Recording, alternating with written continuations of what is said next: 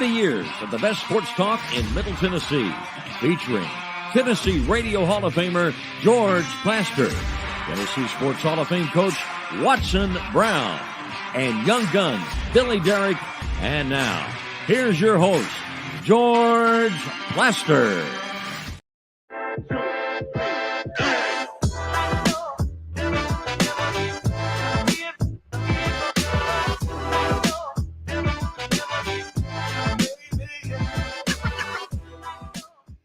Hello again, everybody. Welcome in on kind of a cloudy, overcast Tuesday in Nashville, Tennessee. One of the things I learned very early in the sports talk world is that every once in a while, you can put a great plan together for a show, and then something happens and you can do this to it. Because stuff happens. It just does. And today, that has been the case. Let me say hello really quick to Kelly Holcomb, who joins us in Murfreesboro. Kelly, every once in a while, you just take it. And that's what you do.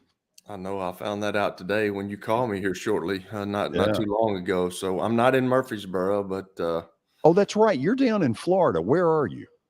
I'm in the Perdido Key, Lost Key, Orange Beach area. Is that a maximum security deal? I mean, are you under house arrest? What actually is going on there? No, it is not. My wife and I took our son to Troy and got him moved in because he's got to start his June workout. So we did that, and then we just came down here for a couple of days. We're heading back soon. Okay, now let's get to what the ripping of the sheet is all about. About an hour and a half, 2 hours ago, a really respected hockey writer, Kevin Weeks, put this out here that the Predators are essentially firing John Hines and replacing him with a former Predator player, Andrew Brunette, who was once the interim coach of the Florida Panthers, has been an assistant on the New Jersey Devils staff. And with that in mind, our buddy Mark McGee joins us from up near Cooperstown, New York. Guy, where exactly are you? I'm in Herkimer, New York right now. I'm still long distance from Cooperstown. I pulled off to talk to you. So well, it's a pretty town, kind of an older looking town, but pretty nice. Hey, real quickly, tell people what you're doing up there. I'm going to the Baseball Hall of Fame has a baseball and pop culture symposium every year, and people will come all around the country, send in paper proposals, and some get it, some don't. Luckily, I've never been turned down. This is my 5th time to present, so I'm looking forward to doing that on Friday with Willie Steele from our English department, Lipscomb. We're going to cope. He's presenting also, the first time we've ever been on the same seminar, so it should be fun. So, okay, so you have been telling me for weeks that you thought Hines was in deep trouble. I can remember I told you last week it was going to be Andrew Brunette. Yes, you did. So, first of all, talk to me a little bit about what is going on here, because before Barry got named the GM effective July 1st, we all believed that he and Hines were pretty close. What happened? Well, I think they talked about that. That was mentioned more than once. That they had a lot of respect for Hines. And we've been in sports for a long time, and so have I. Usually, when they say that somebody says they got respect for somebody, or they really got right behind them, you better look behind you, because usually something's going to happen. I think that so. I mean, Hines was never really embraced by the fans. And the players, I think, were up and down with him. So, it was time to make a change. And with Barry coming in, I guess he was looking at everything and thought, we need to do something different. Initially, the big rumor was Carl Taylor, who has done such a good job in Milwaukee. Am I to assume that Taylor will end up being on this coaching staff? I think that'd be a nice gesture from that standpoint, because they need to keep it. I mean, some NHL teams are going to snap him up if they're not careful. But also, you might want to keep him in Milwaukee for another year to help these young guys develop a little bit more. Because I mean, he overcame a lot of issues with injuries and call ups, and still got to the Culver Cup. And so it's he's a great coach, and he is an NHL coach in the waiting. And so I thought the Predators might snap him up now, but maybe keep him in Milwaukee for another year to help him develop those players for one more year, or maybe put him as an assistant. I'm not sure what those two options are there. But if I'm Barry, I'm probably leaving him in Milwaukee if he let him coach that team one more year and develop those young guys for another year. So for those who maybe don't remember, Andrew Brunette scored the first goal in Predator history, and it was not in Game 1. In Game 1, They got shut out at home by the Florida Panthers 1-0. It was against Carolina 3 days later on a Tuesday night. I know because I was there. So I was too. Yeah. So Guy, the big question with Brunette is he had this gaudy record in Florida, 51-18 as the interim, and then they didn't retain him, which threw up all kinds of red flags. What do you think went on there? Well, I mean, all he did was win the President's Cup, and was also nominated for Jack Adams as the best coach. Jack Adams Award's the best coach. That's all he did. It brought him to the playoffs for the first time since 1996. He got beat in the second round, and the powers that be thought, we need to make a change in style. So they let him go. So give me what you know about him, coaching style. What do you expect out of him? I think it'll be a solid team. I mean, I think that he took Florida, like I said, and made them into the best. It was the best team that Florida's ever had. This year's team that's going to the Stanley Cup Finals was not as good as far as record goes as his team was.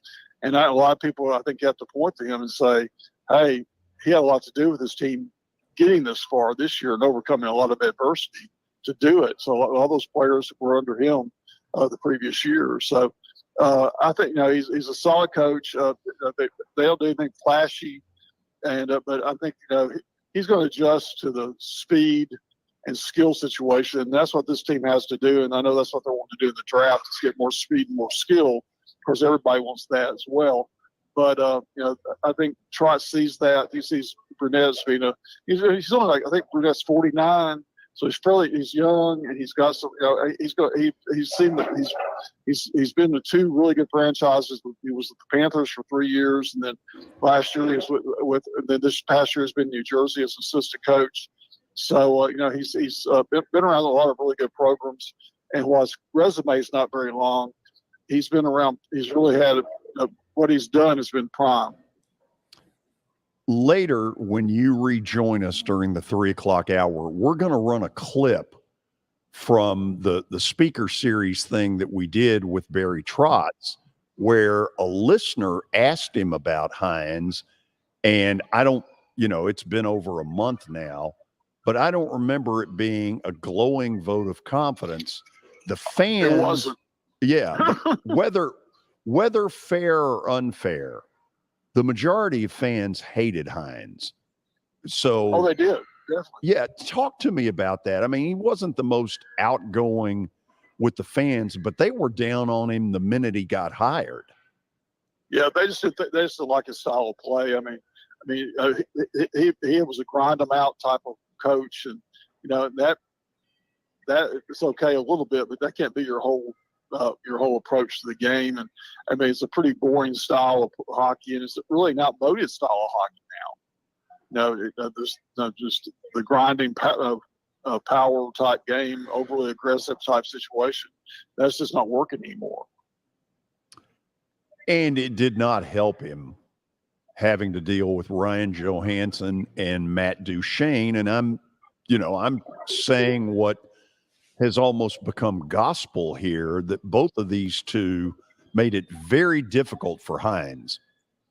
Oh yeah. I mean, he didn't. See, that's what I'm saying. That not only the fans didn't like him, but he had trouble with players, especially those two. And if they said if you're not convincing two of your better players, that's not going to trickle down to the rest of your team either. So, Kelly, you're listening to all this in Florida. My guess is you may have a question or two for Guy, and if you do, fire away. Yeah. Do we think this was in the plans the whole time, Guy, with Trotz letting him go? He knew in the back of his mind that he had to let him go.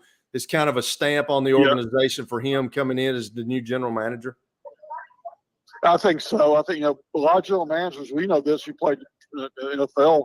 I mean, a lot of general managers, they come in new, the first thing they want to do is make it their program and put their stamp on it. The first thing you got to do is get a new coach. Right. And that's what he's doing here.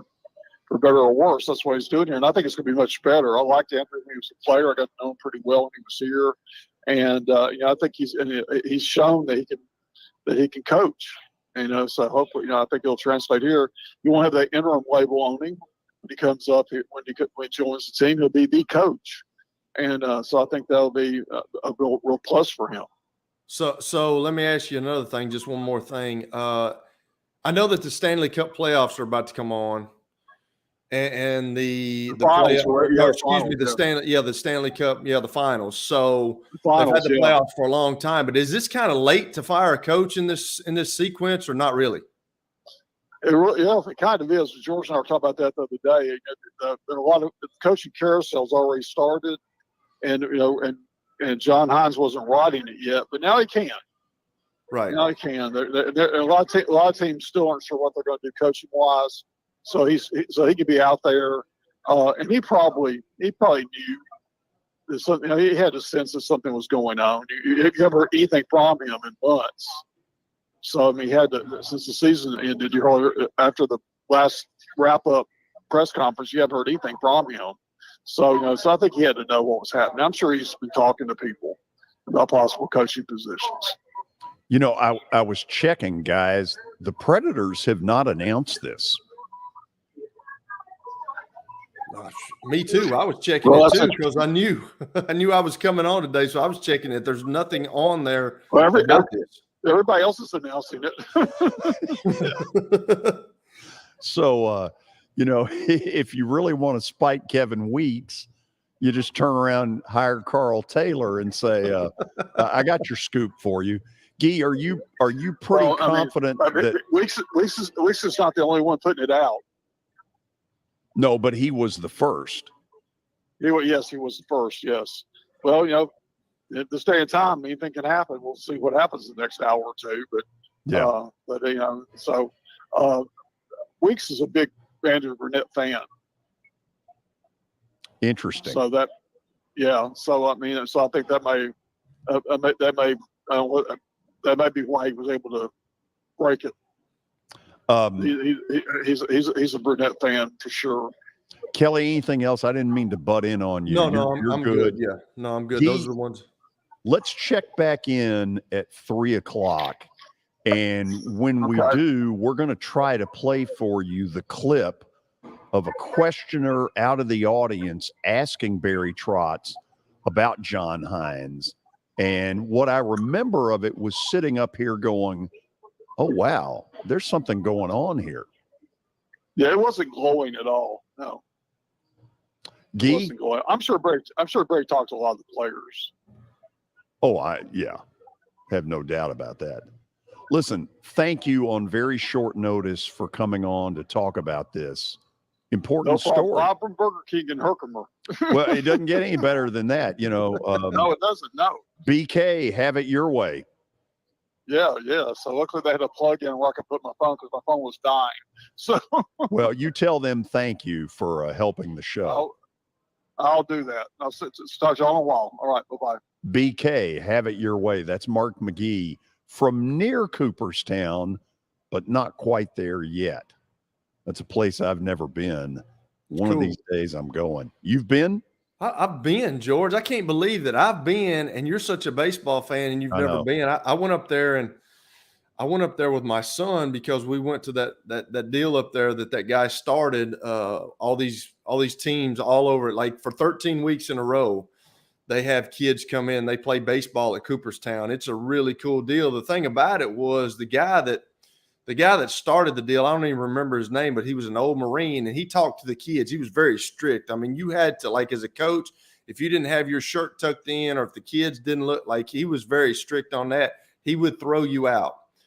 And he talked to us the week that we were there, and then we were on our way back home, and the dude had a heart attack and died.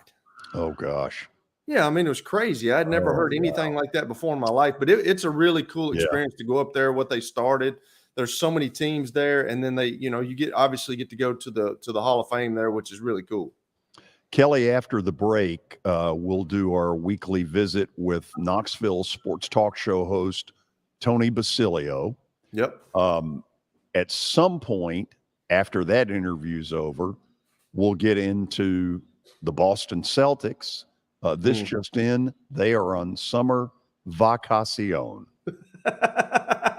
Put your golf clubs out because you're not needed on the court anymore. Correct. Then we'll check back in with Mark around 3:00, see if there are any new developments, and then we'll play you a little bit of that clip where the listener out in the audience at our sports speaker series asked Barry Trotz about John Hines.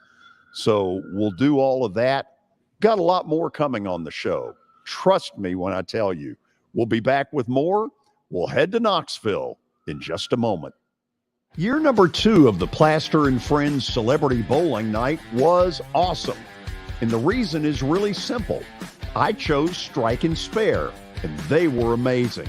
They have great food, great bowling, and a staff that is truly ready to go the extra mile to help you. They have 5 family fun centers in the area to choose from, and for more info, go to strikeandspare.com or call them at 615-824-5685. How am I going to get to work? My car's totaled. Skylar, our team is making a call right now. We'll get you a rental car. Don't worry. That's a relief. Call us 24/7. We're here. We're going to help.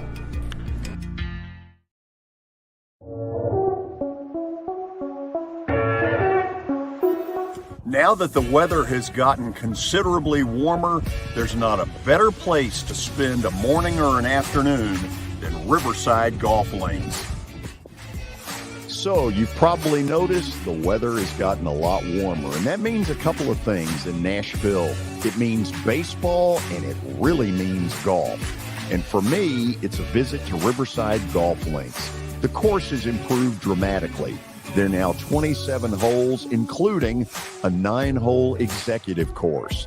If you want tee times or more information, dial them up at 615-847-5074. You can't see the sights without the sounds. From the crack of the bat to the roar of the crowd and everything in between, discover what Hit City has to offer. Spend your nights cheering on the Nashville Sounds at First Horizon Park with giveaways, fireworks shows, theme weekends, and more. Single game tickets are on sale now. Visit NashvilleSounds.com to claim your seat today. The much anticipated grand opening of X Golf is Thursday, June the 1st from 10 a.m. to 10 p.m. out in Bellevue, specifically 8137 Sawyer Brown Road at 1 Bellevue Place right down the road from the theater. Now, we'd love to have you join us. Our show will be here live from 2 to 4 p.m. with the ribbon cutting ceremony at 5 p.m. Come on out. Would love to meet you and compare crummy golf games.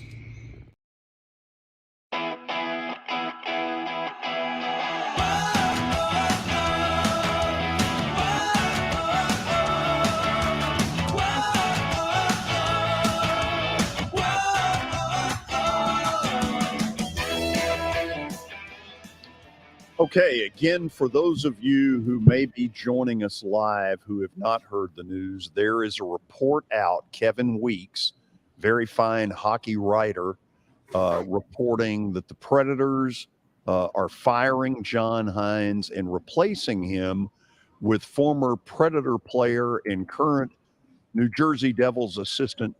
I almost said Tom Fitzgerald. He's the GM of the Devils, and he and I used to do a radio show together.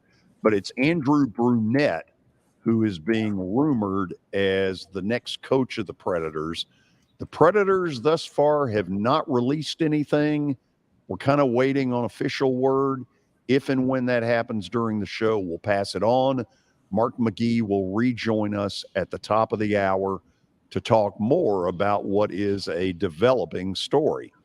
Now, we head to Knoxville and our weekly visit with Knoxville sports talk show host Tony Basilio, who is clad in orange, got a lot of orange around him. How are you?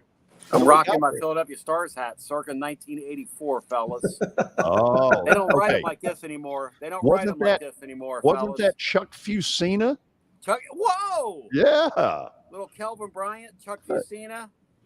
Yeah. Thank you, Georgie. Georgie, my salute to you, my friend. Salute, as we say in Italiano. Okay, Kelly, tell him what you did last week.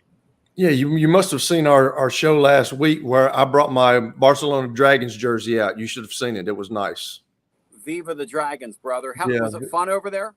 It was fun. I had a good time over there. It was cool. I'm glad that I only got to stay for 3 months, though. I mean, people that do not like our country need to go over to Europe and stay for about 3 months, because it's obviously not third world, but it's not America. So it's kind of amazing that when they get upset about us, go over there and see how you like eating and how you like doing all that. Well, you said it. I didn't. I think it's real interesting that Brittany Griner went face to face with that, and she's found a lot about this country she likes now, which good for her, absolutely. You know? She learned. She learned a hard way. Yeah. Right. So, Tony, I want to start. This is a weird place to start because initially I was going to begin with Tennessee's baseball deal. But a couple of weeks ago, and I didn't get into it to talk to you about it a couple of weeks ago, Danny White, the athletic director, brought up this concept that he'd like to have around Neyland Stadium what the Atlanta Braves have around Truist Park. And, you know, that sounds all nice, but football plays somewhere between 6 and 8 times a year. And upon further review, this seems crazy. To me, it does. People will say, well, you're a guy that likes to poke holes and everything. No, I just like to keep it real. It's great to say those sorts of things. It's another thing to execute something like that. Basically, what George is referencing is a battery type of idea or a village of shops built between Neyland Stadium and Thompson Bowling Arena. And look, for 7 dates out of the year, it's a great idea. You'd have a bunch of people there, as you said. For the rest of the time, particularly, look, the thing that makes the Atlanta Braves battery deal go is they are a warm weather month sport with ample dates. And when things aren't going on that draw traffic there, you can have concerts Friday night when you're having an away game. And somebody says, well, you could do the same thing with this concept, to which I would reply, actually, no, you can't. Actually, that doesn't make much sense to me, because who are you going to draw over there? I mean, I don't know. Sounds good on its face, though. You get to be in business with the University of Tennessee, but I don't understand financially how that works. But I don't understand a lot of things. Who knows? Maybe it's the greatest idea, George, in the history of the world, you know? And you had some stores that on your show, apparently you rumored. Well, the first thing we did is we started on the show, I wanted to put a curiosity shop there. Like, what could you put in a curiosity shop? Derek Dooley's pewter dog, Derek Dooley's field glasses, Butch Jones's girdle lift. You could sell those for sale. Mini replica of his car he used to drive around with the doors that opened on the side with the wings. Maybe complimentary Butch Jones umbrellas. When Butch would go to high school games here, he would have people holding the umbrella for him. Dave Hart, various men's products, men's hair care products. The list was endless. Philip Fulmer steak knives. The list was endless. In our curiosity shop, our Tennessee curiosity shop. It wasted some time, didn't it? Anything in the spring to waste a little time. Yeah, I know all about it. Yeah. I've been doing this as long as you have. Believe me, these are the dog days. Well, and the scheduling thing, George, has caught a lot of our attention here locally in the league. And I don't know if you've been paying attention to this fight they're having at the league level. Oh yeah. But I just got a text in here a little while ago from somebody that knows, and it says that the league right now, this 3-6-1-7 thing they're talking about, and they're going back and forth on it.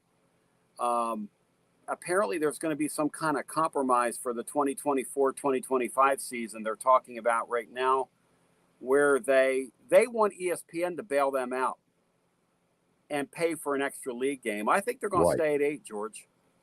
Oh, I think you're right. First of all, I think the schools that are not the higher echelon football, they don't want to go to 9. They view it as another shot to get beat. And they also view it as decreasing their chance of getting to a bowl, where right now you can schedule 3 or 4 cupcakes, and then you only need 2 or 3 conference wins to be bowl eligible. So, first of all, I don't see that 9 has a majority thought. Now, Sankey, everybody believes, wants 9. Right. What does Tennessee want? They want 8. Have they been pretty public about it? No, they're not going to be public about it. Reason being, who wants to be the one that breaks up the Tennessee-Alabama series? What's interesting is that Tennessee and Alabama are on the same side of this. Nick Saban has been one of the drivers behind the scenes on this 8-game deal. Now, he told the media this afternoon, he's capable of doing this. He says, well, if you had made me king, they said, well, how many league games do you want to play? He said, well, if you made me king, we would only play Division I games in this league. And we would only play Power 5 games in this league. Now, do you believe, George, that's what that guy wants when you look at his schedule? Because I don't believe that. No, because there's always Western Carolina near the end. And here's what I hear they're talking about. The compromise being floated is an 8-game 1-7 format, 1 permanent opponent, 7 rotators. But basically what they're going to do is for the 24 and 25 season is this is where they're trying to find a compromise. The 7 rotators will be the 7 games that are currently on the schedule for everybody. So for 2 years, a Tennessee would keep an Alabama. Alabama would keep an LSU and a Tennessee. And then you get into the 26 season, because we're talking about 24-25 here. Then in the 26 season, you would take the other side of the league and you would play the same format. Now, here's the deal. The hope is by then, ESPN will belly up for another game, tear up their existing deal, which is essentially what they want, and pay them some more money. Now, let me ask you something. Greg Sankey's supposed to be this really brilliant guy, and I think he is, right? Why didn't they think of this when they were it's kind of like the Warren guy with the Big Ten. He walks out before they have all the details done. Hey, the SEC celebrating all this money they're going to make. Why didn't they think we're going to go to 9? We're expanding the league. Let's get some more money. I mean, wouldn't you think that would be the case? Well, first of all, I think Sankey, like a lot of people in those positions, has a big ego. Yeah. Okay, he loves tossing out there. Essentially, he put out yesterday kind of a Reggie Jackson, we're the straw that stirs the drink kind of comment. And let me bring Kelly into this because I'm sure he's got some thoughts on this scheduling stuff as well. I don't think there is a perfect answer. And I think this is where he's going to have to kind of go to this corner and say, okay, would you agree to this? And if you'll agree to this, will you go to this? I mean, I don't think he's going to be able to bully everybody into submission here. Why would ESPN pay him? I'd be under contract. I'd be under contract for a decade. Where are you going? Where are you going? You're if you exactly want to break right. up Alabama and Tennessee, you break them up.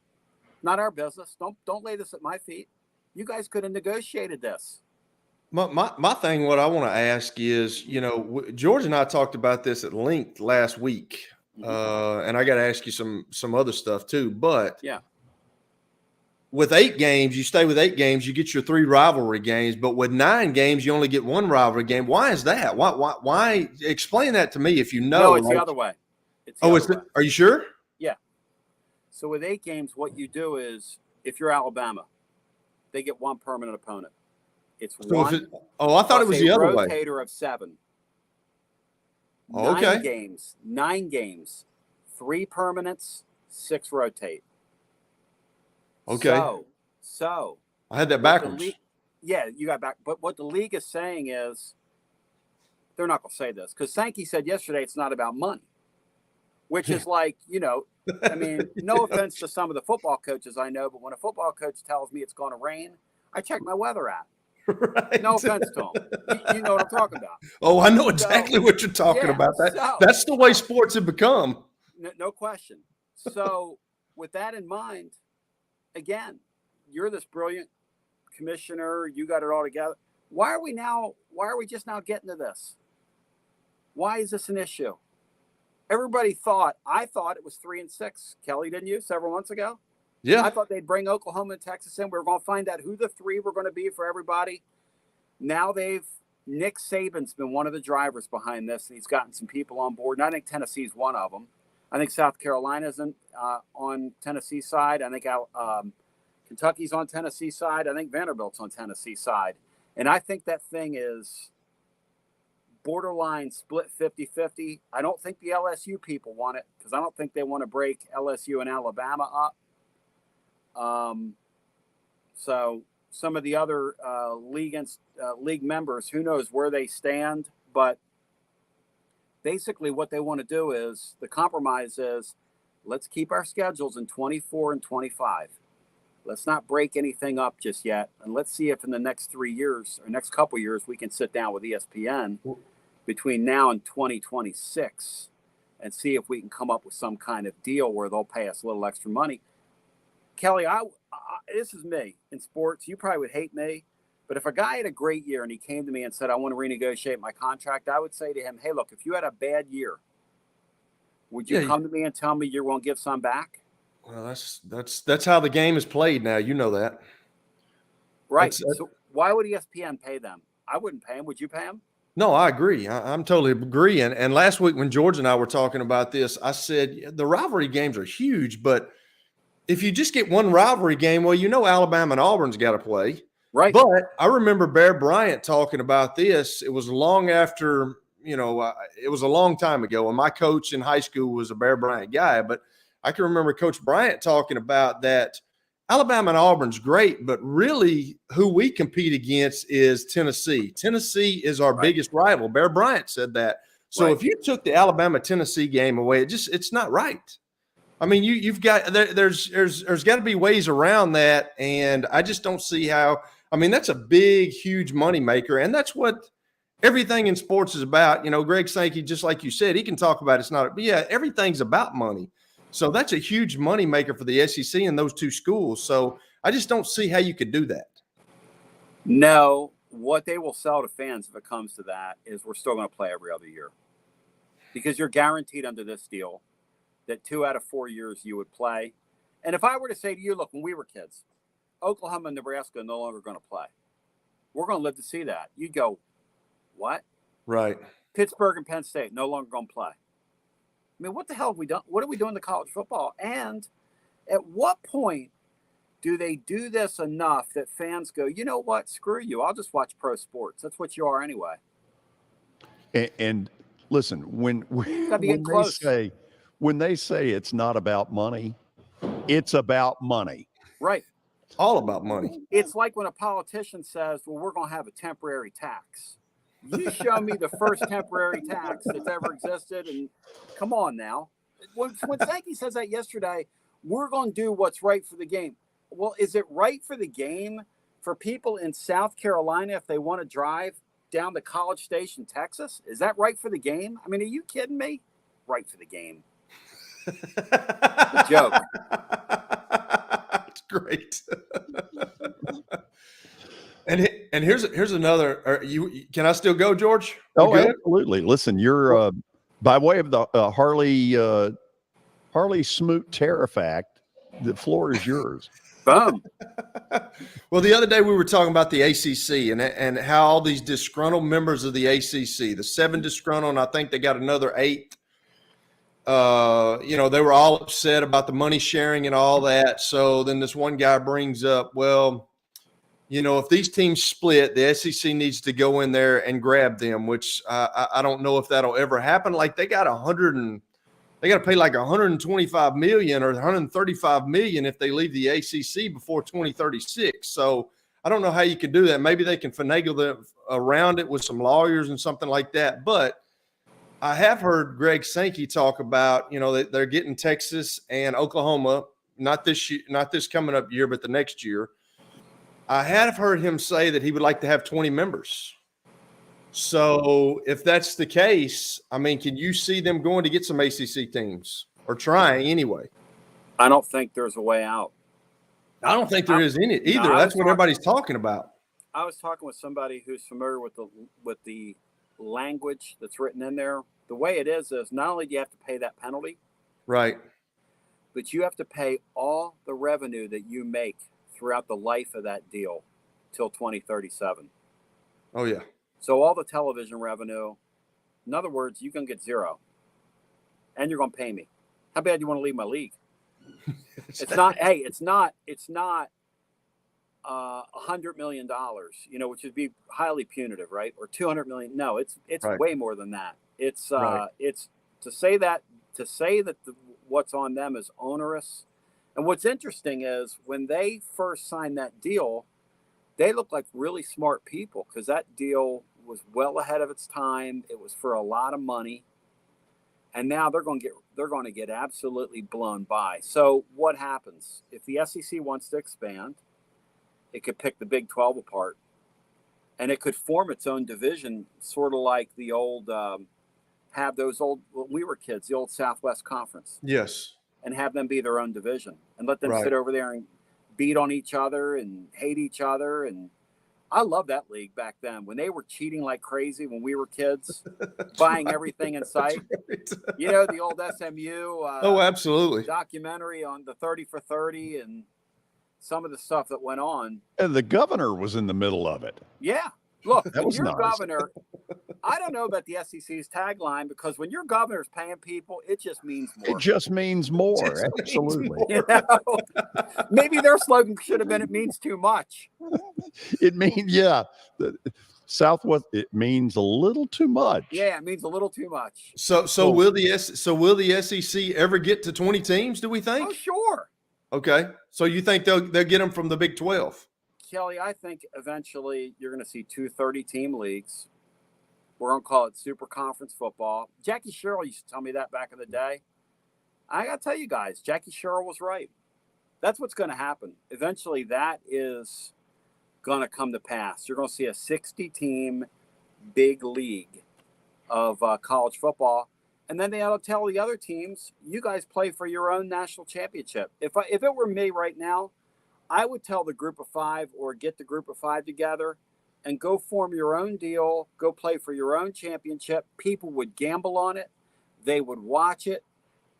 It would be still interesting. There's still enough meat on that bone for it to be interesting football and give those kids a chance to compete for a national championship. I really believe that. By the way, the early line, Wichita is 9.5 over Texas Pan American. There you go. With you. Thank you. So, appreciate that. Okay, that. let me ask this because we got on a roll in some ways I didn't see coming. Can I go to a break and then you and I talk just a little Tennessee baseball? Oh, sure. And where are you got the time to? Look at me. Look at this hat I'm wearing. Do I look like I'm going anywhere? Hey, George, are we ever going to, I mean, we're 100% male on this. I mean, can we talk about a little softball too? They're in the College World Series as well. Well, you know what? That's why we've got another segment with him. Give the gal some love. Yes. You could help this. I know. I'm just saying, you're the controller, though, not me. Oh, no, I don't control anything anymore. Those days are over. Let's go to the break, and I want to talk to you about the Big Machine Music City Grand Prix. I am not going to sit here and act like I've been to a bunch of Grand Prix. The truth of it is, I have never been to one, but that's going to change. You see that date, August the 4th through the 6th? I'll be down there. I'll tell you why. Because it's been the reaction of other people who have never been to this before until 2 years ago, who've come away saying, it's one of the coolest things they've ever seen. I want to see it for myself. I can't wait. I'm looking forward to it. So tickets have been on sale now for, I want to say 4 or 5 weeks, starting, down as low as general admission and moving up the scale to some pretty high amenities with some of the ticket packages. Also, when they put in the Big Machine Music City Grand Prix, they mean it. There is some incredible music that they have put together for the 3 days of this event. It's as simple as going to musiccitygp.com. That's musiccitygp.com.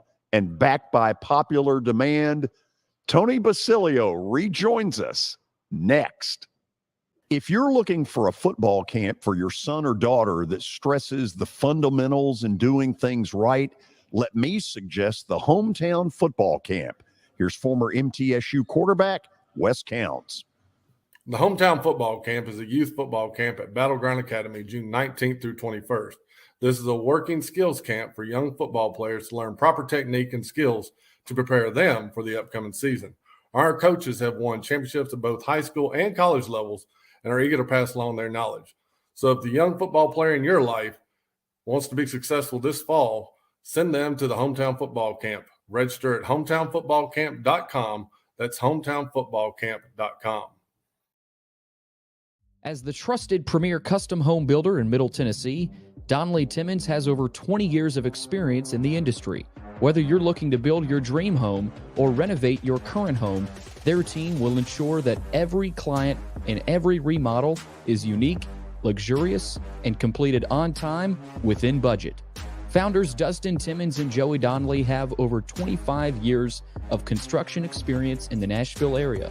Together, they have completed projects in Forest Hills, Oak Hill, Green Hills, Franklin, and Brentwood. Dustin and Joey believe that communication is the most important aspect of all construction projects.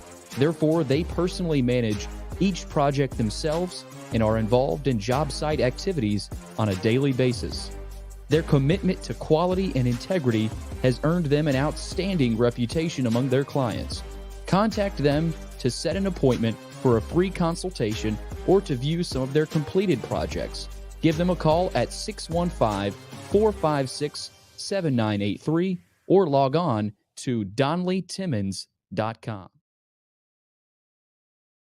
For over 35 years, Wilson Bank & Trust has been committed to providing customized banking solutions to help individuals, families, and businesses in Tennessee achieve their goals. As your full-service community bank, we are proud to offer loans with competitive rates, local decision-making, and fast, friendly service from our experienced lenders. No matter where you are on your financial journey, Wilson Bank & Trust is ready to help you take the next step.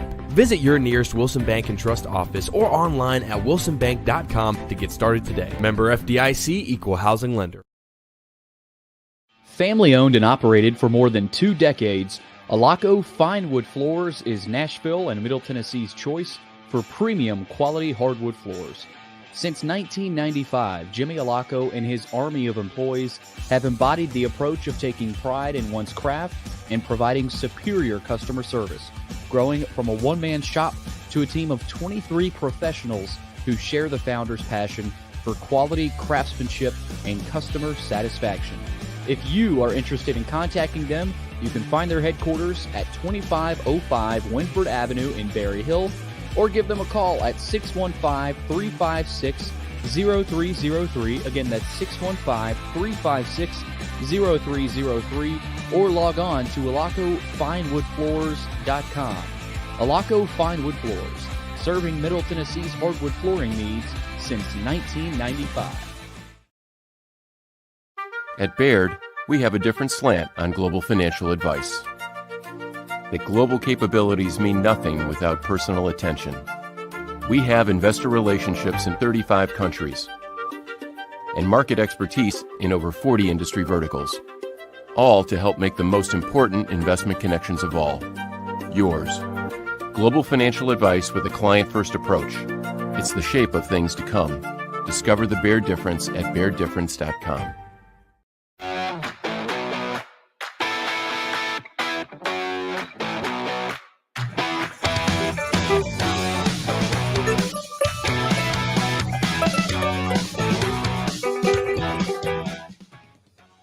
Welcome in. It is officially bonus coverage for Tony Basilio, Knoxville Sports Talk Show host, joining us for his weekly Tuesday visit. Kelly, you brought up the women's softball. Take it. Well, I'm just just inform us about the women's softball here. I mean, they're really good. They, I know everybody's chasing Oklahoma, who's like 49 or 47-1. They won 55-1. They won 47 straight games, which is a record, I think. So I know everybody's chasing them, but they've moved themselves up, I think, to like number 2 or something like that, Tennessee. So they've had a really good year. I know they got some really good players. So I was just thinking maybe, hey, give us a summary of Coach Karen Weekly's team. Well, they have 3 excellent pitchers. And, in that sport, that's the beginning. That's where it all starts. And They have 3 very good ones.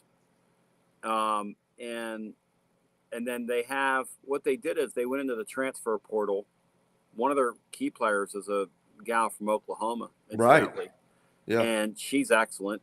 And they've got some power. They're very good in the field. They don't hurt themselves. If anybody in that field is going to take down Oklahoma, it's going to be them. The thing about Oklahoma is Oklahoma's so good. I don't know if you saw their game the other day where Clemson had them on the ropes in game 2, and they scored 4 runs in their last turn at bat. I mean, it's ridiculous. Right. It's ridiculous. Oh, yeah. It's like unfair, or it was 3 runs. Whatever it was, it's unfair. It's ridiculous how good they are. And the thing about this Tennessee team is to get back to the College World Series for them after last year, the last several years where it looked like they had fallen from their perch in that sport, is really it's a credit to what they did. And they made the most of the transfer portal this time around. And which in both those sports going forward, baseball and softball, it's got to be a mix of the portal and then the homegrown kids. Got to be a mix. And that's exactly what happened for the Lady Vols this time around. And they attacked Texas. I mean, they didn't let Texas breathe. And Texas has an excellent program, great tradition. Texas and Oklahoma are getting ready to join a real softball league, just like the leagues. It just means more. What can I say? That's right. So preview the first game, because they play Alabama, and they're going to face the Montana Fouts girl, I'm sure. So, preview that game. I'll tell you. I mean, nothing would surprise me in that game. Tennessee again. Their starting pitching will be on point, and you're talking about Bama starter, and that's. All these teams, when you get to this point, the one thing that we learned about the Lady Vols previous appearances in this deal is when you get to this point, everybody has excellent starting pitching. The question becomes, can you hit the other pitcher?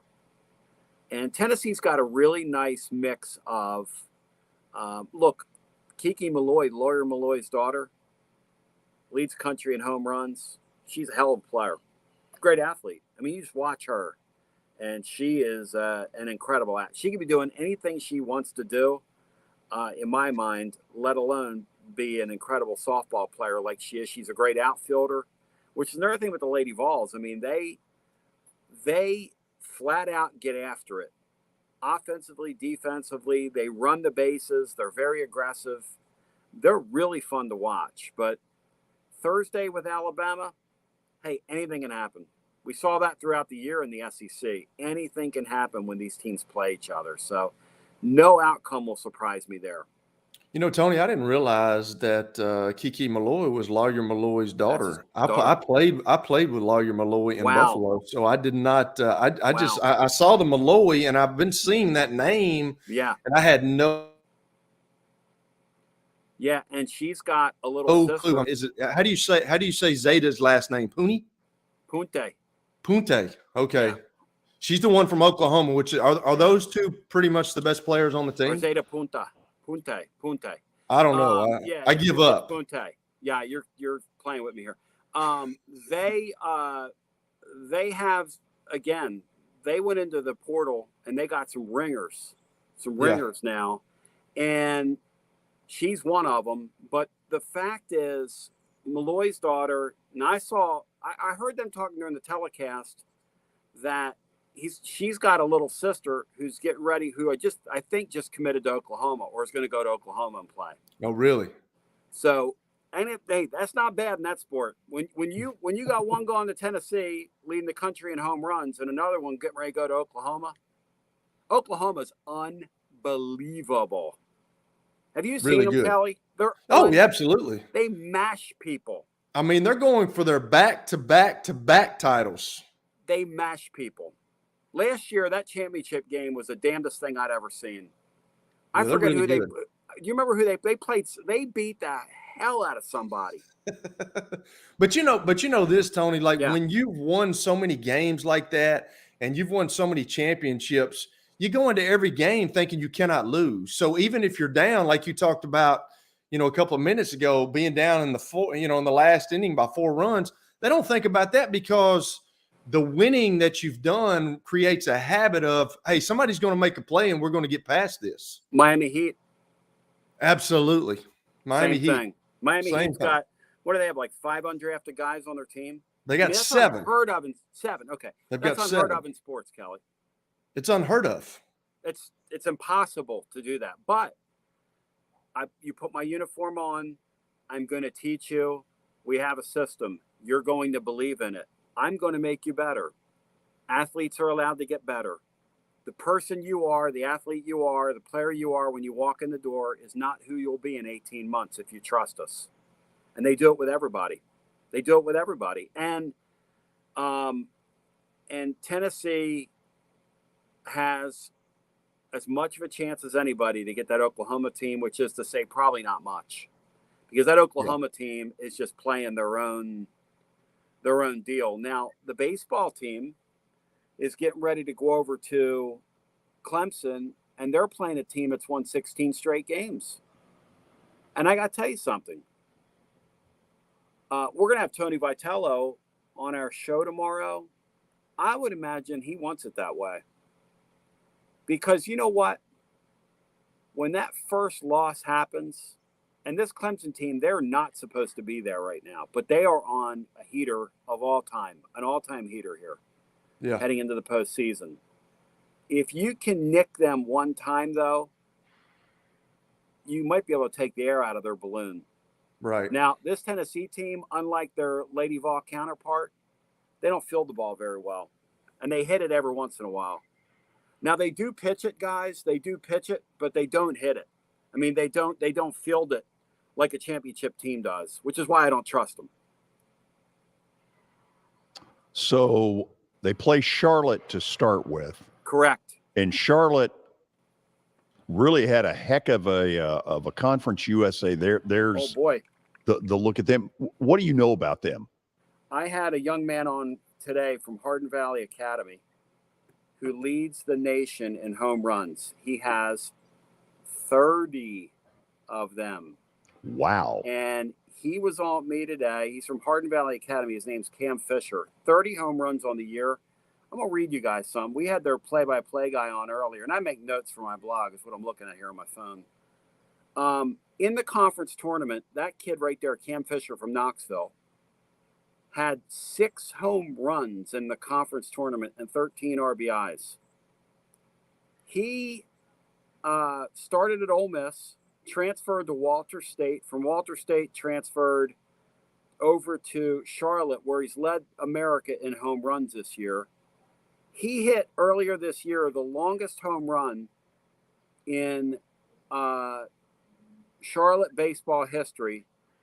It went 117 miles per hour, George, off the bat, and it traveled 478 feet. Ronald Acuna territory. Well, I asked the kid, what does it feel like to hit a ball like that today on the air? And he said, it just really means more. No.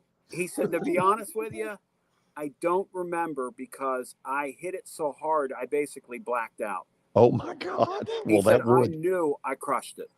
Ooh. I said, did you watch it travel out of the park? He said, on replay. I said, what do you remember about it? He said, I hit it so hard, I don't even remember. I knew it sounded different, but I don't even remember running the bases. I hit the ball so hard.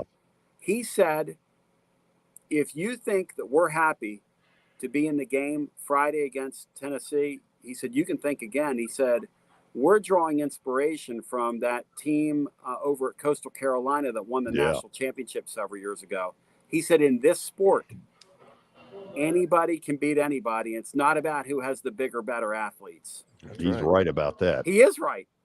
Hey, I got to run, but this extra segment, it just paid more. I'll be looking for the check. I'm sure you will. Thank you, boys. Just think, I mean, we're prepared to double your pay on this one. Hey, listen, what was the old saying by Billy Preston? Nothing from nothing. Nothing leaves nothing. That was the old saying. You guys have a go. Talk to you soon. Take care. Bye. See you. Oh, he was great, and I knew he would be. Good stuff, Kelly, on the softball. Terrific stuff. There was some info there I did not know. I will tell you tomorrow on the show, Lipscomb baseball coach Jeff Forehand will be with us. I've already taped the interview, but this Predator story sort of kind of superseded everything. So after the break, we will have stat of the day. Then Mark McGee will rejoin us, and you will hear from our sports speaker series a question out of the audience about John Hines to Barry Trotz that had me saying, what does that mean? Stay tuned. You're going to want to hear it. Forget the fact that Sir Speedy Music City is owned by my BGA classmate James Warren. Their work stands on its own merit. James and his staff do incredible work, as evidenced by the huge banners at the Plaster and Friends Celebrity Bowling Night. If you're looking for quality to help your marketing and business communications, and you want it at a reasonable price, these are your folks. Call them at 615-832-9511 or go to print at sirspeedymusiccity.com. And be sure to tell them Plaz sent you. Hey, thank you for meeting with me today. The insurance company has made an offer. Already? Wow. They've offered you the entire policy. Thank you, Blair. You're so welcome.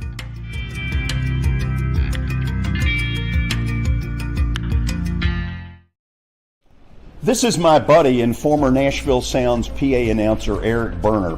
I always laughed in the old days at Greer Stadium when I would walk in, Eric would immediately play my favorite song, Van Halen's Jump. But then I learned he actually has a real job with Rockcastle Wealth Advisors. Yeah, George, that's what I do. I help people in the pursuit of making their money live as long as they do. Everybody's situation is different, so I use a customized and individualized, personalized approach to the person I'm working with. Old 401ks, retirement planning, insurance planning, inheritance planning. Those are things that people like to get some more information about. One of the things I find is people don't even know where to start, and that's where you come in. Yeah, so I can usually help people with an initial phone call or meeting that is a no charge and no obligation. And I'll bet you have a phone number and a website. I do, George. They can call me at 615-235-1058 or rockcastlewealth.com or Eric at rockcastlewealth.com. Hello, this is Celeste Middleton, a State Farm agent in Murfreesboro, Tennessee. I want to help my neighbors and local businesses be proactive and assess their risk before something unexpected happens. We want you to have a thorough understanding of your coverages to have the best protection when you need it. We can create a personal price plan for you. Our team has over 70 years of experience helping people in Middle Tennessee. We have an awesome team with integrity and provide honest and prompt communication, and we love what we do and genuinely care about everyone we work with at our office. Give us a call at 615-895-2700. Send us a message at celestemiddleton.com or walk in at our office at 803 North Thompson Lane in Murfreesboro. We would love to earn your business. Welcome to John English Antique Sports and Cards, located at 204 East Depot Street in beautiful downtown Shelbyville, Tennessee. Their phone number is area code 931-492-4304. John, obviously, I've been blown away by what I've seen at your place. I've now been there 3 times. But for the person who's never been, what should they expect?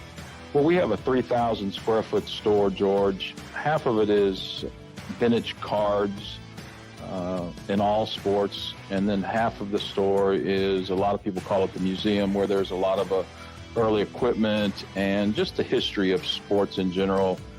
Baseball, football, basketball, golf, tennis, and other items. When somebody comes in there that you know is a big sports fan, what is their normal reaction?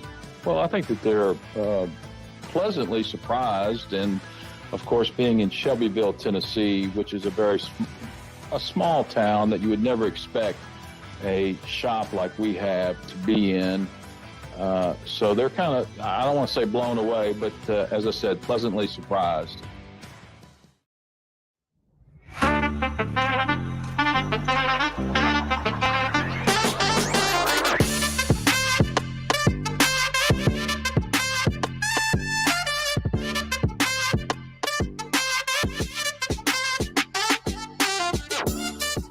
Welcome back in. It is time for Stat of the Day, presented to you by John English Antique Sports and Cards, located in Shelbyville, Tennessee. You can find them at 204 East Depot Street. They're open during the week, Tuesday through Friday from noon to 5, and on Saturdays from 10 a.m. to 5 p.m. So give them a call at 931-492-4304. To the association we go. Last night, Caleb Martin broke the record for the most points scored in a series by an undrafted player in a conference or NBA finals. Can you name the player who previously held the record for the most points in a conference or NBA finals series by an undrafted player? Are you friggin' kidding me? Who the hell is going to get that right? It's relevant. Oh, I'm not saying it It's a good question. I didn't say it wasn't a good question. I said, who the hell is going to get that right? I mean, this was during the prime of your sports talk show days, so surely you watched the series in the 1990s NBA playoffs. Okay, Kelly, there's our first hint. There's our clue. 90s. Undrafted player. By the way, Jimmy Butler won MVP, but Caleb Martin was the guy. Hey, that's exactly what I was going to say. Like, they gave it to Jimmy Butler just because of the name, but Caleb Martin deserved that. They engraved it 2 weeks ago. Exactly. And then almost had to change it.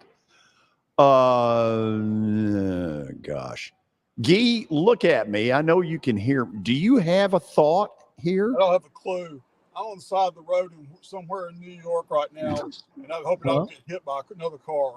The answer to the question, this guy played in New York. Played for the Knicks. Oh, ho. Is it John Stark? That a baby Kelly, it is John. Nice. Yeah. Yes. Yes. That's my new best friend, Kelly Holcomb. Nice. Wow. I appreciate that. Hey, David, those were some good clues, Hoss. He pulled that out of left Good. field. Nice. That's right. Good hints. John Starks. Wow. Those were Nice. some great Knicks times. Spike Lee loved those. Yes. So Guy is up in Spike Lee territory. Guy, exactly where are you? I'm in play. That's a good question, George. I think I'm in a place right now called Getman Corner. I'm surprised I even have reception, to be honest. Up in New York State. So Right. I'm for about those, 28 miles from Cooperstown.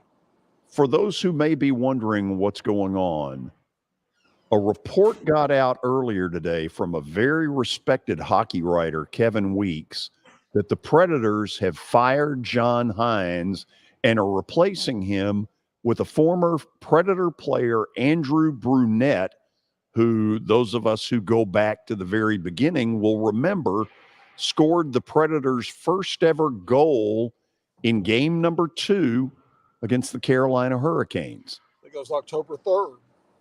Nice. Okay. Guy, first of all, give us your reaction to what we think is accurate news. And you've thought for a while it was going to be Andrew Brunette. Yeah, if everybody's reporting it now, so if we're all going to be wrong, or the way it's going right now, I mean, everybody's reporting it. So the bad thing about it is that they didn't tell Hines till today, supposedly. Why do you think that is? I thought that, I mean, surely he knew that something was going on. I mean, he had coaches are like, coaches are like, they gossip like everybody does, and more so than most. And he knew what was happening, or he was hearing inklings of what was happening. So I guess it was just formal this morning. I guess I probably brought him in and said, "John, we're done." He had a year left on his contract, so he'll get paid for that, I imagine. And this team needed offense, and when Andrew had the Panthers, they were the only team in the league just averaged over 4 goals a game, and also they were in the top 5 in the power play. He likes a dangerous offense, and I think that's what the Predators need. They need they need to be dangerous on offense, because they sure haven't been lately. Okay, for me, the storm clouds about Hines really started when Barry Trotz was here on April the 20th as part of our Wilson Bank and Trust Sports Speaker Series. And I guess we would call somebody who saw it a viewer. We did a couple of segments of questions out of the audience, and this question got asked to Barry Trotz, and it had my wheels spinning. And we want all of you to be able to hear this. Is there any consideration given to the staff? In Yes, terms of you're asking retooling? about John and the staff? Yes, sir. Yeah, you just be very direct. I get that all the time. Absolutely. I'm in a process. There is a process, and it's not bull. It's the real thing. I'm going through a deep dive through all the players. I've gone through 2 days, well, actually 30 players in 3.5 days. So meetings with players every day. Since we lost out.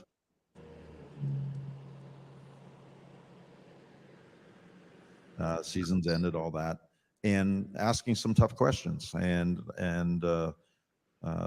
giving feedback. And there's some guys that liked their meetings. Some guys didn't like their meetings a whole lot.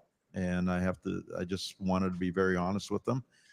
We've gone through, yesterday we went through, I mentioned analytics. So with our coaching staff and our analytics department, we go a deep dive into our hockey team and our individual players analytically, so that we can look at the player, look at the system, look at all the analytics so that we have good fits, and we see if players are trending up or down. We still have a few hours of that meeting to happen, and then I will be meeting with John to hear his plan for next year. I want to hear about his staff, and I'm going to go through every staff member, and then we're going to go from there. And then I'm also, I'm going to evaluate all that. All our coaching staff is under contract for this year, and once I do the deep dive and go through that, I'll make a decision. I can tell you this, that there's a good coaching staff there, 100%. And they did a fantastic job when I joined, and from that point to the end of the year, coach of the year, really. I mean, that's a fantastic job. But I have to evaluate the whole year. I have to evaluate all that. So all that is in place. It's a process that I always went through here, and I've gone through every place I've gone. Sometimes you say, well, coaches are fired right away sometimes, or some teams already make that decision. I came in late. I've seen 2 different seasons, so I want to know why. And so I'm going to do the deep dive. But I sit in the coaches' meetings, and I know that they know their stuff. But coaching is not always about X's and O's. It's about the human relationships and how you can present it. Can you get players to follow you? All those things. So those are the things that you got to find out. And so I'm doing that deep dive.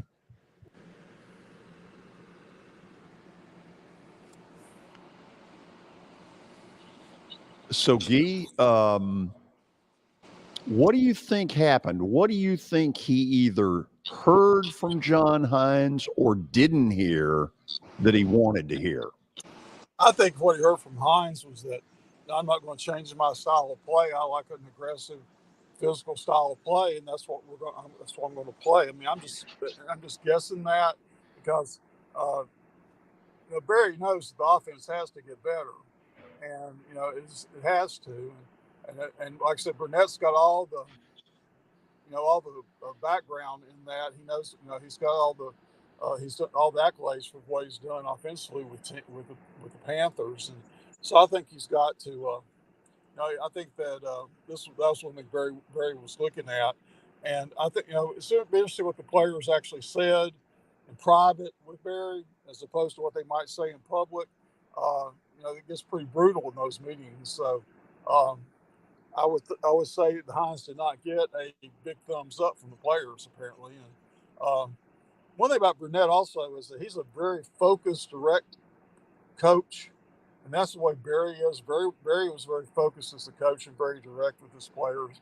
And I think that and he coached Andrews, so he knows Andrews' personality inside and out. So I think this is going to be a very comfortable move from that standpoint. So, would you have made this move? Yes,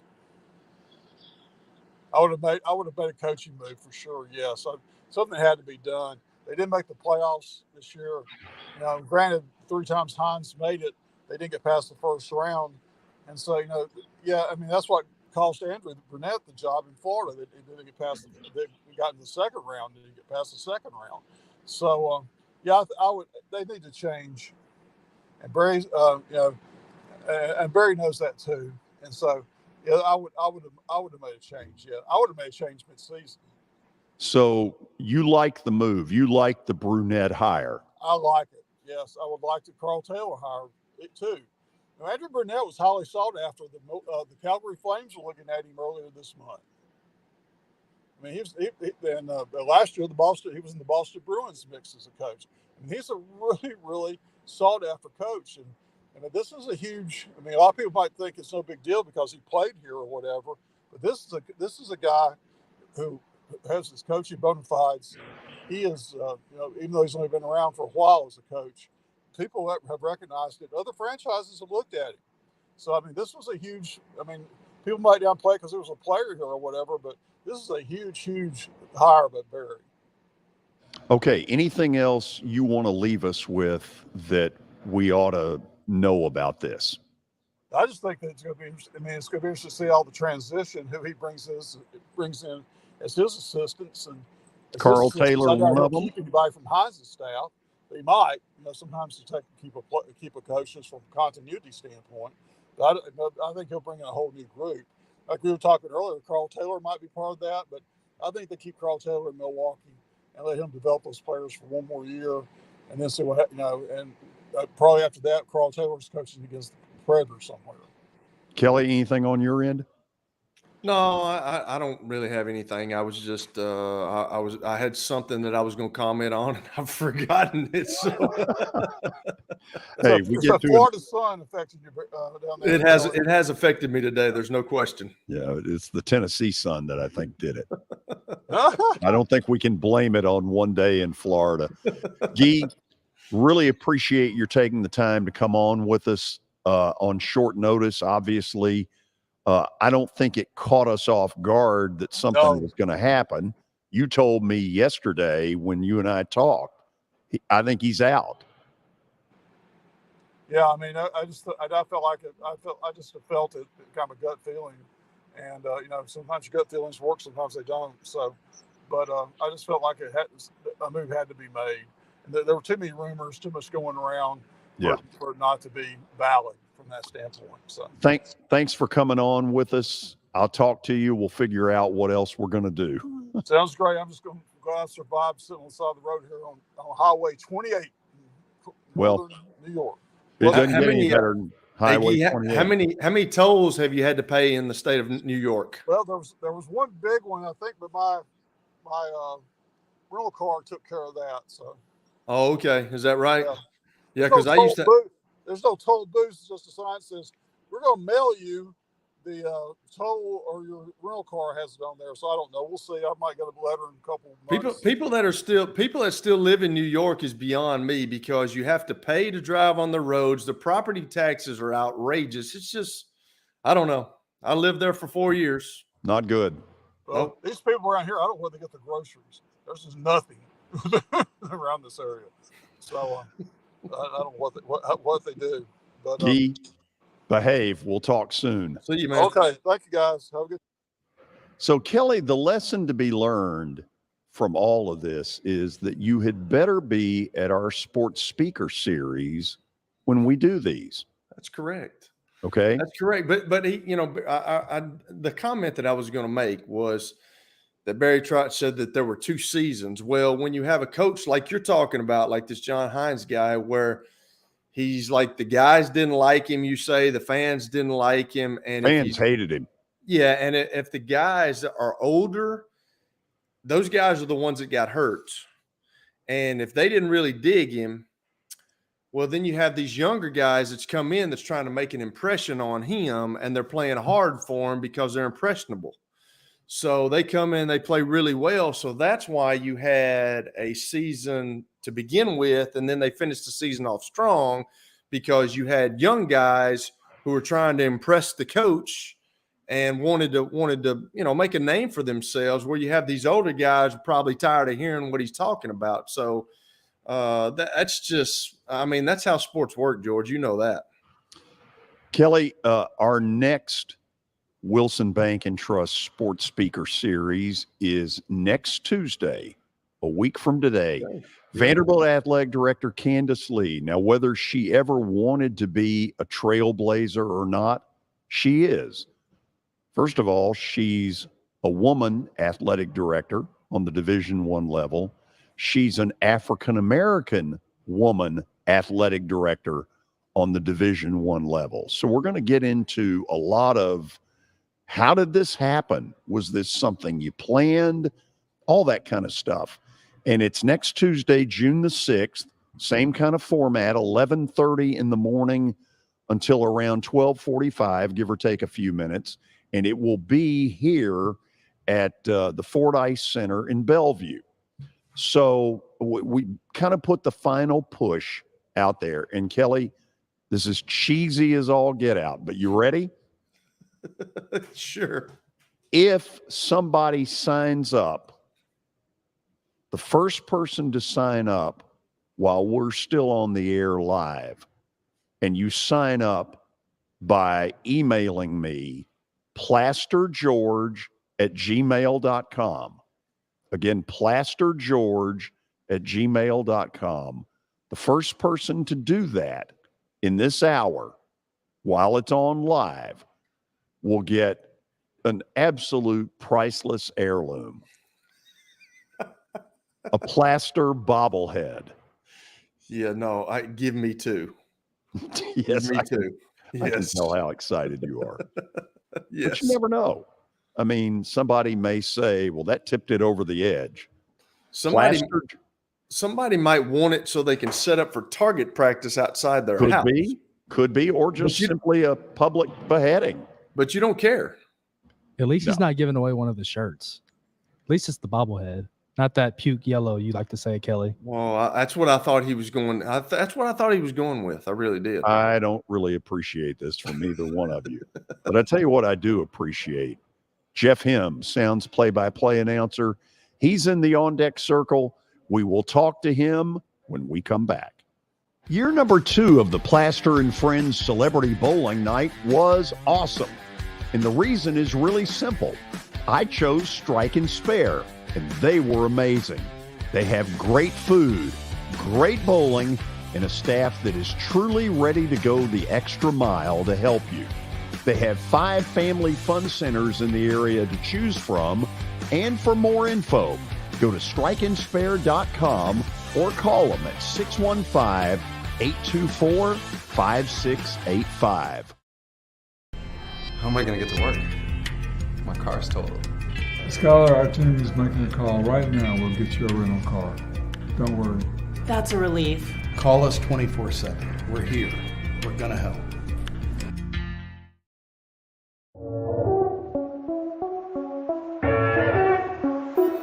Now that the weather has gotten considerably warmer, there's not a better place to spend a morning or an afternoon than Riverside Golf Links. So you've probably noticed the weather has gotten a lot warmer, and that means a couple of things in Nashville. It means baseball, and it really means golf. And for me, it's a visit to Riverside Golf Links. The course has improved dramatically. There are now 27 holes, including a 9-hole executive course. If you want tee times or more information, dial them up at 615-847-5074. You can't see the sights without the sounds. From the crack of the bat to the roar of the crowd and everything in between. Discover what Hit City has to offer. Single game tickets are on sale now. Hello, this is Celeste Middleton, a State Farm agent in Murfreesboro, Tennessee. I want to help my neighbors and local businesses be proactive and assess their risk before something unexpected happens. We want you to have a thorough understanding of your coverages to have the best protection when you need it. We can create a personal price plan for you. Our team has over 70 years of experience helping people in Middle Tennessee. We have an awesome team with integrity and provide honest and prompt communication, and we love what we do and genuinely care about everyone we work with at our office. Give us a call at 615-895-2700, send us a message at celestemiddleton.com, or walk in at our office at 803 North Thompson Lane in Murfreesboro. We would love to earn your business.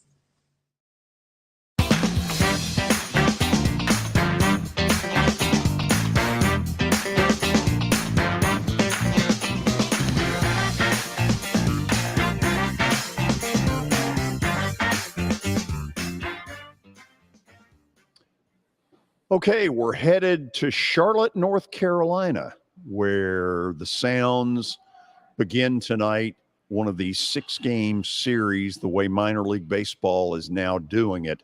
The Charlotte Knights are farm club of the parent Chicago White Sox. And with all of this as a backdrop, we say hello to Sounds play-by-play voice, Jeff Him. Jeff, how are you? I'm doing well, guys. How are you?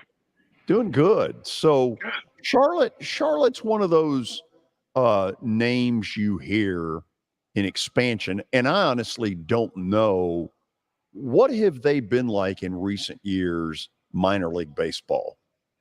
Very popular. They've drawn very well. The Sounds have been a shade above them in total home attendance the last couple of years, but this is definitely one of the bigger markets we go to, one of the nicer ballparks we go to. It opened in 14, so the year before the Sounds ballpark opened, so relatively new. It's right next to where the Carolina Panthers play. If anybody following knows where that is, we're right next door. I mean, it's right off my right shoulder here, and that's where their MLS team plays, where the Panthers play. They share that stadium, so we're in. It feels like we'd be in downtown Charlotte. Technically, they call it Uptown Charlotte, but a very nice area. And I always look forward to this trip. They do well here. The ballpark is very conducive to hitting. So offensive players usually like to come here, and hopefully our guys this week can have a good series.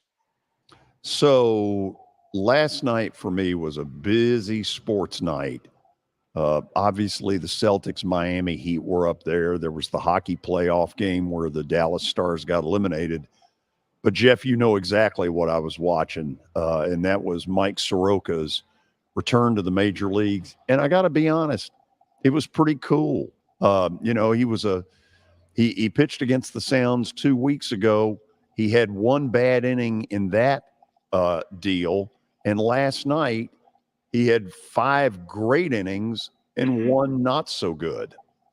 Well, we talked about it when he was going to face the Sounds. It was not an official major league rehab assignment. He had been optioned to the Gwinnett roster, but I'm sure he would have told you as much. And I looked at it as a rehab assignment outing for him just because of what he'd been through the last 2 years. So, I'm sure he wanted great results statistically while he was with Gwinnett. I imagine the Atlanta baseball operations department was not putting a lot of stock in the numbers, more about how he was feeling. And, he largely had a good one against the Sounds. And he just felt like we talked about going into that series, he's going to be with Atlanta whenever they felt like he was ready. And what made up the word ready was a lot of different factors. So I'm not surprised he had the outing he had last night. And, it's just, again, you want the best players to get to play and determine things on the field. And when a guy like that, who's so talented, has been through what he'd been through the last couple of years, easy to root for, even if you're not a Brave diehard the way a George Plaster is. How could you not want a guy like that to get back to the big leagues where he belongs? It's cool to see. So Milwaukee had an interesting week. First of all, I didn't know Julio Teheran was even in baseball anymore. He got a start Wednesday night. And I know there was at least one call up of a Nashville pitcher to Milwaukee. Help me because I don't know who it was. No, you're good. We've been very busy. If you blink, there's probably been another transaction. There were more moves even yesterday and more moves today. Ethan Small, the Tennessee native, the West Tennessee native, had gone up, and he pitched so much that they then optioned him back. They wanted another fresh arm. The next day, infielder Andrew Monasterio went up a few days ago. And then just today, Abraham Toro, one of our infielders, was recalled because Jesse Winker has now landed on the Milwaukee injured list, and they're in Toronto tonight. So there's been no shortage of movement, and it ebbs and flows at AAA. You'll have a few quiet days, and then all of a sudden, it's multiple transactions in a couple of day periods. So yeah, I've been very busy, and I think that the Brewers and Teheran pitched well in that debut for Milwaukee. He did. The other day. He'd been at AAA for El Paso for the Padres. He had an opt-out in that deal, took it, became a free agent, worked out pretty well for him because another major league team was ready to put him on their roster when the Padres were not. So I think the Sounds have some good options for Milwaukee, but nobody that's got the experience that Teheran does. So if you feel like there's something left in that arm, it's a low risk, high reward potential for the Brewers, and they're without 3/5 of their rotation. They've been without Brandon Woodruff. Now they're without Wade Miley and Eric Lauer. So I don't know that it's an indictment of the Sound staff. It's more just, hey, this guy's available. kind of what do we have to lose by trying him?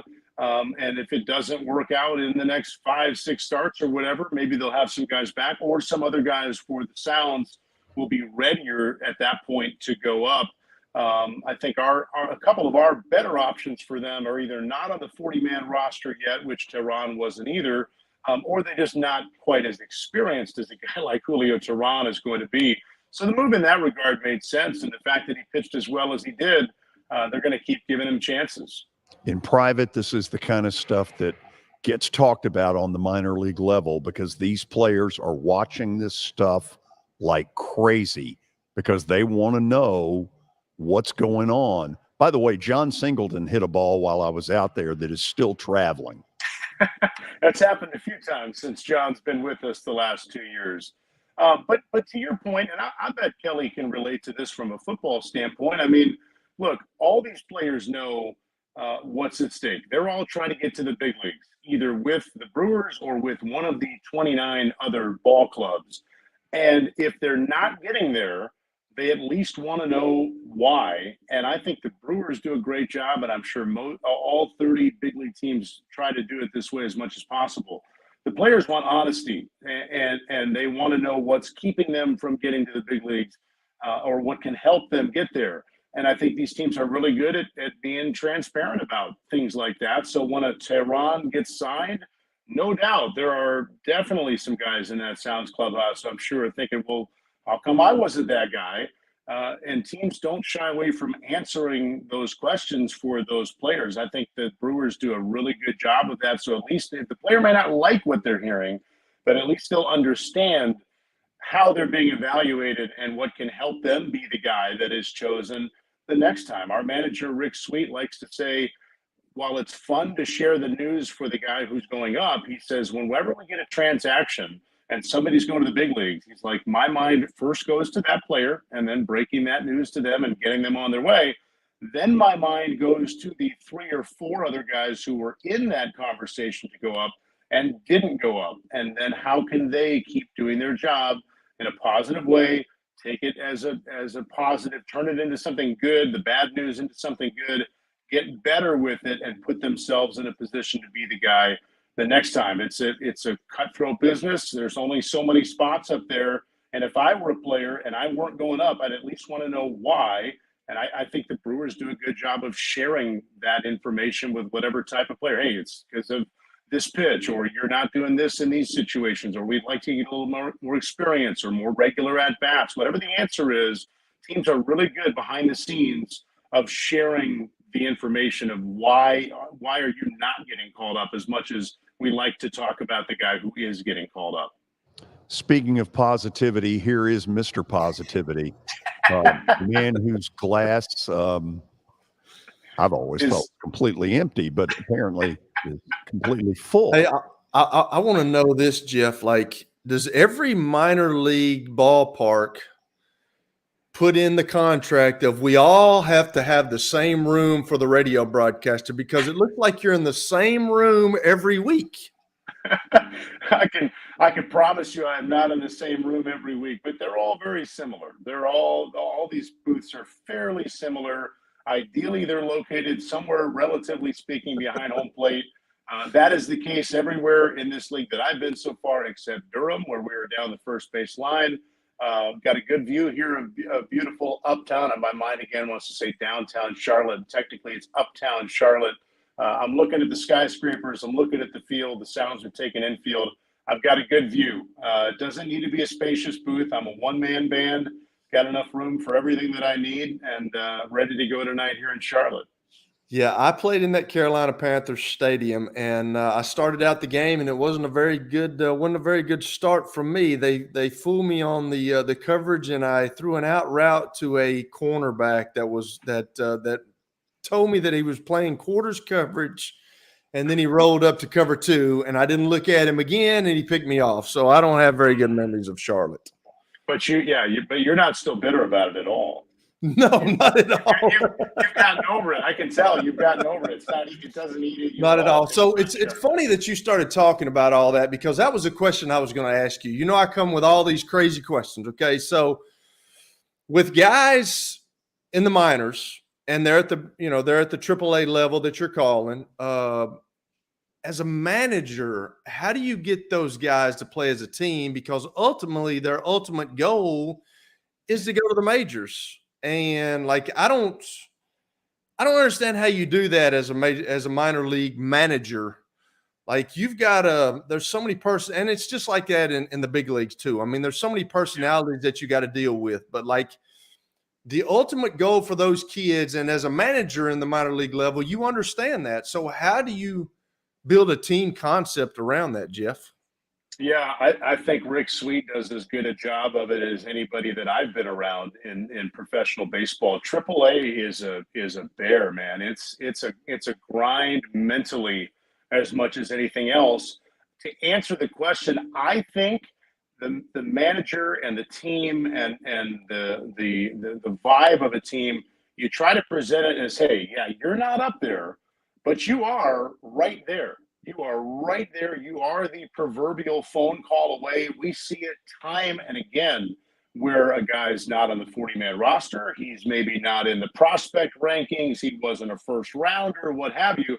But if he's getting it done at AAA, he more than likely will get a shot, either with the team he's with or another of the 29 teams is going to notice it and find a way to have a need. So if you're down on yourself at AAA and you're sulking because somebody else went up and you're not, you've got to dig deep down and be honest with yourself about your game. And, you know, are you hitting 350 or are you leading the league in home runs? Or I'm picking arbitrary stats, but like, are you crushing it? And if you are, you probably would be the guy that they would have chosen. Now, sometimes there's very circumstantial. Hey, we needed a lefty, or we needed a third baseman. You don't play third base. Like sometimes there's obvious reasons why a guy isn't the one who gets chosen. But other times it's tough. I mean, the ideal situation is to have a AAA club where the big league team is forced into calling you up because you're doing so well. And that happens a lot. But 2 weeks ago, the Sounds were in Durham. And early in the series, we had a reliever, Lucas Ursig. He pitched for us last year, was back with us again this year. Hard throwing righty, was doing really well. Was he the number one guy, so to speak, in the bullpen? No, but he was right in that top few. Okay. Well, it turns out the Brewers had not called him up yet, but the Oakland A's reached out to the Brewers and basically said, hey, we are interested in acquiring this guy because we would call him up to the big leagues right now. You're not. The Brewers, doing a solid by the player and being honest with their own analysis, said, okay, we will trade him to you. So Ursig goes from kind of feeling like he's spinning his wheels a bit at AAA. 48 hours, he's making his major league debut as an Oakland A in Houston against the Astros. And now they're at home this week in Oakland, and he's a San Jose native, and he's pitching in front of a family and friends, and he's in the big leagues. He went from AAA of one organization to the big leagues of another in a span of 24 hours, and he did not see that coming. You always think, I would imagine, Kelly, as a player, like, oh, I could get traded today, but you're probably not thinking I am going to get traded today. He's in the big leagues now with a totally different team. The Brewers did right. They said, hey, if you'll call him up, we'll trade him to you. We understand that. We're in a different spot, we the Brewers, than you, the A's, as far as what we've got and our stockpile of talent. He's a big leaguer with the A's. So the one phone call away at AAA sounds super cliche, but we see it a handful of times every year where a guy, in the blink of an eye, his life changes and he's in the big leagues when you, quote unquote, least expected it. So, you know, there's that carrot is always dangled at this level, and it can be mentally grinding because you always feel like the carrot's being dangled. But if you want to look at it positively, and I think that's the way the players treat it, is, hey, I want that carrot dangled. I'm gonna find a way to get to the big leagues instead of, well, here's another day at AAA. Plus, you know, this is still a lot of wonderful ways for these guys to make a living. There are a lot of there are a lot of worse places in the world to be than playing AAA professional baseball. So these guys are I think, positive about their jobs and realizing that in the blink of an eye, they could. In a blink of an eye, we're gone. We're gone. By the way, that guy pitched last night for Oakland against the Braves. But, I was thinking, being a smart aleck, Jeff. Did you see how he did, by the way, George? I mean, he mowed him down. He looked great. George is going to say the same thing I was going to say. So go ahead, he'll George. draw more on the minor league level than he will in Oakland. That's right. Hey, fortunately, he's gone. Fortunately, he's gone to the major leagues, but unfortunately, he's gone to the Oakland Athletics. Sorry. Yeah, speaking of dangling a carrot, I just dangled a punchline for both of you guys. That's right. So let me ask you this one last question. So you said that the manager in the minor leagues, like he has to sit down and talk with the guy that's going up, but then he's got to go back into the clubhouse and talk with the 3 or 4 guys. So are they thinking, is that how the major leagues think? Are they thinking like 4 or 5 guys, or is it, like you said, a situational deal where they need somebody, or they're just trying to bring guys up, so they put those nuggets out there for those 4 or 5 dudes? No, I mean, it's genuine, and I think it just depends on the circumstance. I mean, we've got 5 lefties in our bullpen, so if the Brewers had an injured reliever who's a lefty, pretty likely they're going to pick one of those few guys, and those guys know that they're sort of competing with their teammates in a sense. The cool thing about AAA, and this is what made our team last year so fun, it won 91 games, and while whoever was at AAA was at AAA, they were happy to be there. It was a great group of guys, and there was, yes, disappointment at times when somebody else went up and that player didn't, but there was also genuine joy for the guy who did go up. It could be a really cutthroat business and a really selfish business at times. The fun AAA teams, and we've had them here with the Sounds the last couple of years, are, I'm disappointed you went up and I didn't go up, but man, am I happy that you went up because at least one of us got up there, and it's so hard to get there. There's sort of this understood acknowledgement of how challenging it is to get there, that if somebody's going up, you'd like it to be you, but you better be happy for the guy who did get to go up too, because it's pretty great for that guy too. So I think Rick Sweet does a good job of that. And look, at the AAA staff, the manager in this case, he's going to be the Sounds manager all year. So his job is, yes, to get that one guy on his way to Milwaukee, but to make sure his clubhouse at AAA stays in a good spot. And to do that, you've got to have some tough conversations at times with guys. And that's what makes it a challenging job. And I think it's what makes Rick so good at it. Got you. Well, Kelly, I appreciate it, Jeff. I'll be interested to see what room you're in next week. Kelly, we're not finished. I'm giving it over to you. I know you're mad. Hold on. You're going to be more involved than you knew. Okay. Jeff has a trivia question. So it's not good enough that you just plucked John Starks out of thin air.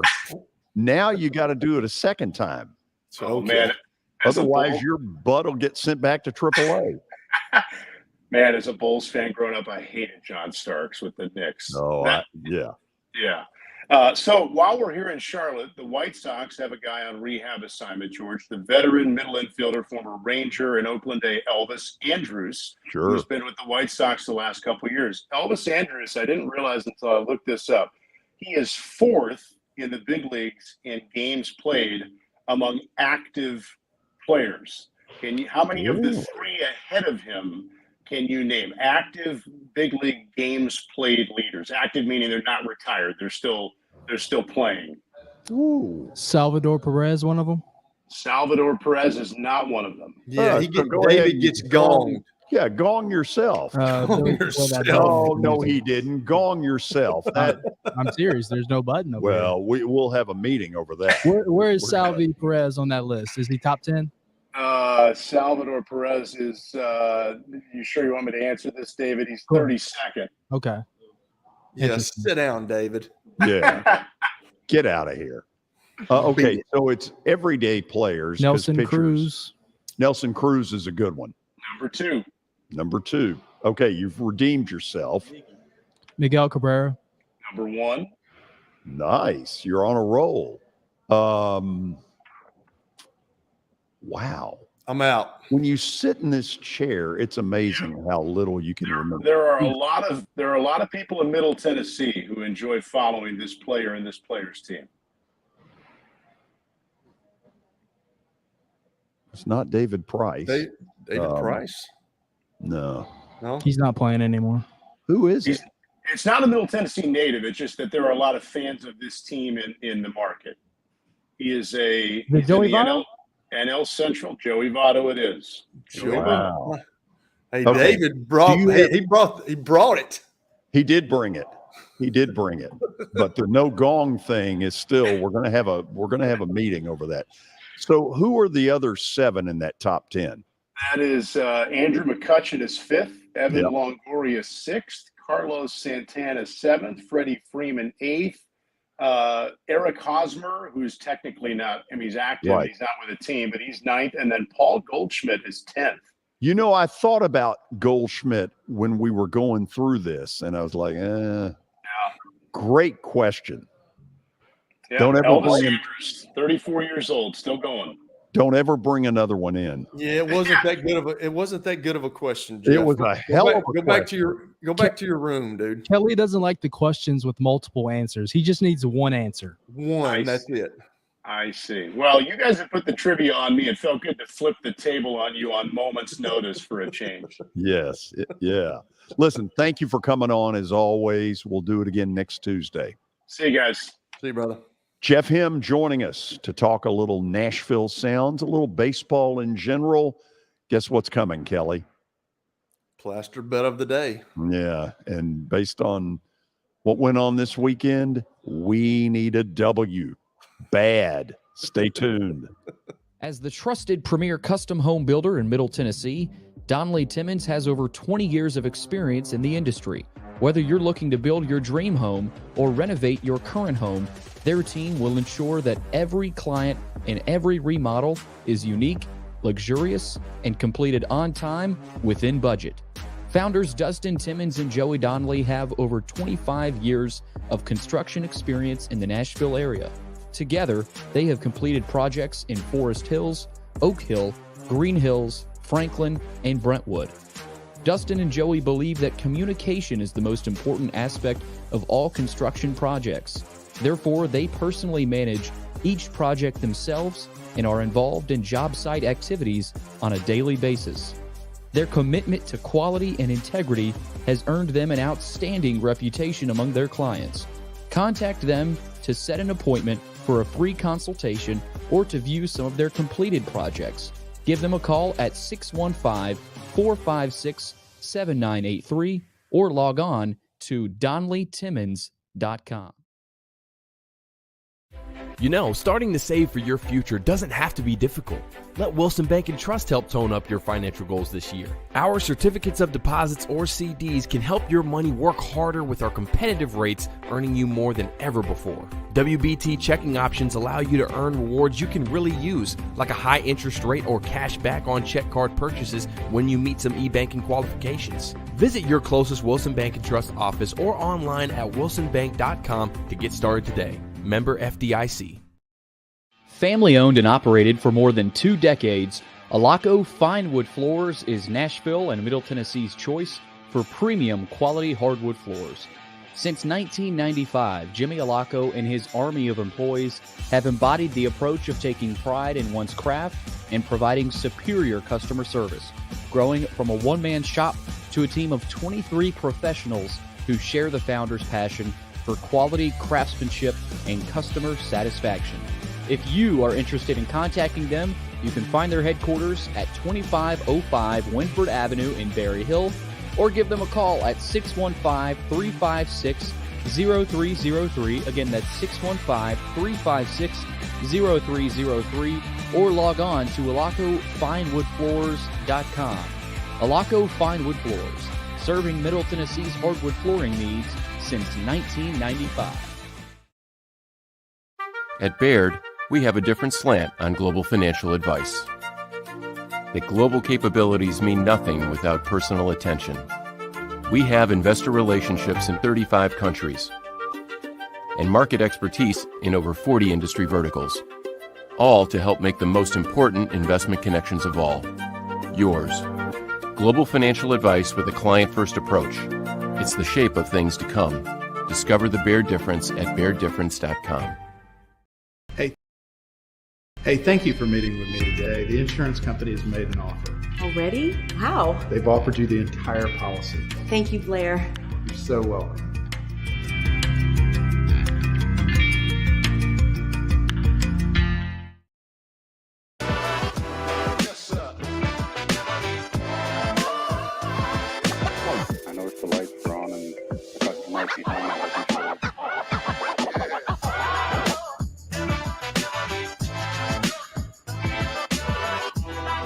Welcome back in. It is time for Plaster's Bet of the Day, presented to you by Bart Durham Injury Law Firm. They are, simply put, the best in the business. They are lawyers you can trust. So give them a call at 615-242-9000 or log on to bartdurham.com. And before we get to Bet of the Day, real quick, some news with the NCAA transfer portal.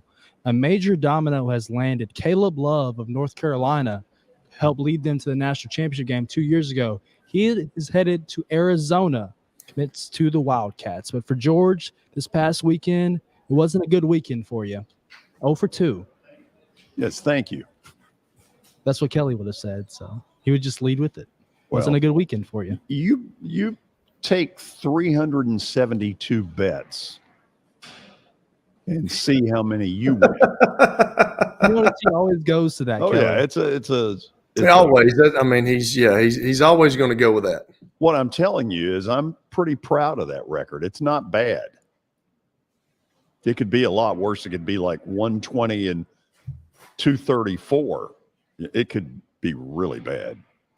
Look, I'm going to do something a little cheesy tonight, but I'm going to temper it a little.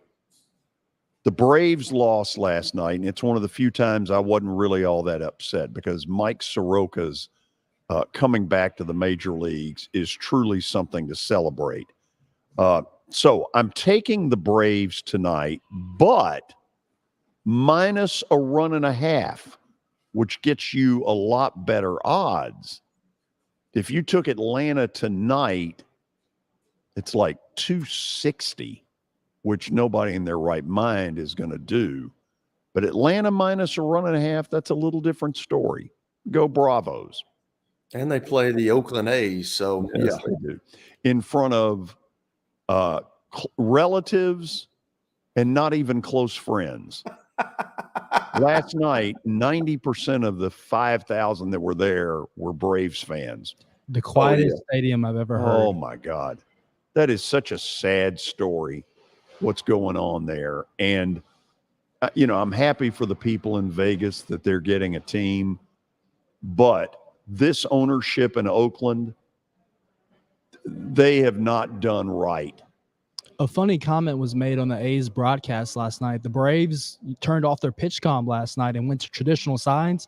And the announcers joked is because the stadium was so quiet that the batter could probably hear the pitch call from the pitcher. Wow, that's not good.